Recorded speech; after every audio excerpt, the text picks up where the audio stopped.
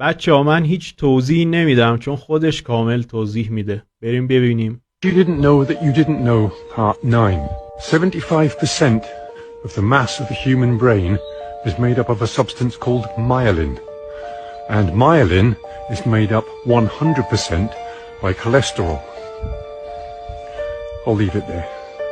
On a separate and completely unrelated subject, Alzheimer's disease is a neurodegenerative brain disease which destroys brain cells. Now, Alzheimer's never existed until 1979, and yet now it is one of the leading causes of death in Western societies. On a separate and completely unrelated subject, margarine was first invented in 1869 because Napoleon wanted a cheaper and longer lasting fat for his armies to travel with. It didn't gain popularity until the Second World War, when butter and other animal fats were scarce. Grew in popularity in the 50s, but by the 70s the animal fats in it had been replaced with vegetable oils, because obviously animal fats contain saturated fat and a lot of cholesterol, so they wanted to offer a lower cholesterol alternative. I'll leave it there. On a separate and completely unrelated subject, margarine is one molecule away from being plastic.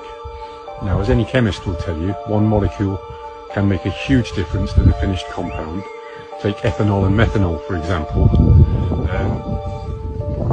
One molecule difference, but very, very, very different results when ingested into the human body. Right? So I'll leave it there. On a separate and completely unrelated subject, a simple experiment to do at home is to take a slab of butter, a slab of vegetable margarine with no animal fats in, and a slab of plastic, and stick them all outside in your garden and have a look what happens. Very quickly, all the wildlife in the area is going to be attracted to that butter, from the flies and the beetles and the mini beasts, through the birds, the rodents, all the way up to the apex predators, foxes, badgers, bears.